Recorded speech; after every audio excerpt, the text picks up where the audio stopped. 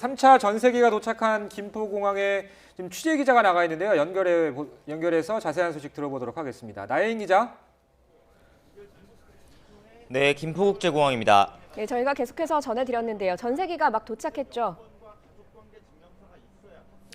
네, 우한 현지 교민과 중국 국적 가족들을 태운 3차 전세기가 조금 전 오전 6시 23분쯤 이곳 김포공항에 착륙했습니다.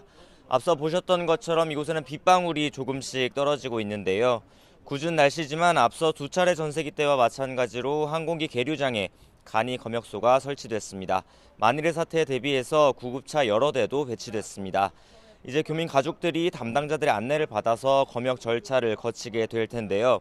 아직 기내에서 특이 증상이 있는 사람이 있었는지는 확인되지 않았습니다.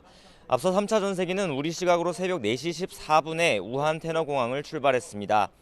앞서 도착이 다소 지연됐던 두 차례 전세기 때와 달리 현지 출국 절차가 순조롭게 진행된 것으로 보입니다. 자, 그런데 애초에 정부가 170여 명이 신청을 했다고 했었는데 140여 분이 탑승을 했다고요? 네, 앞서 전해드렸듯 이번 3차 전세기에는 모두 140여 명이 탑승한 것으로 파악됐습니다. 애초 탑승을 희망했던 170여 명보다 다소 줄었는데요. 정확히 어떤 이유로 탑승객이 줄게 됐는지는 아직 전해지지 않았습니다. 앞서 중국 국적 가족들 가운데 여권이 없는 사람들도 덜어 있어서 탑승 여부가 불투명할 수 있다는 관측이 있었던 만큼 출국 심사 과정에서 어려움이 있었던 것으로 보입니다. 또 우한 내 이동 통제로 교민 가족들이 공항에 닿지 못했거나 검역 절차를 통과하지 못해서 전세기에 못 탔을 가능성도 있어 보입니다. 이번 3차 전세기에는 처음으로 중국인 60여 명이 탑승했습니다. 중국 국적이어도 우리 교민의 배우자나 직계 가족 관계를 입증하면 전세기에 탈 수 있도록 중국 정부가 방침을 바꿨습니다.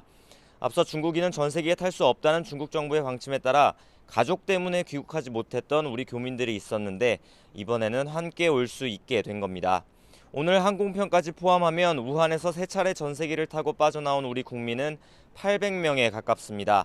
후베이성 부근에 남은 우리 국민은 100여 명 정도인 것으로 파악됐습니다. 이들은 직장 등 생활 터전 때문에 쉽게 떠나지 못한 것으로 알려졌는데요.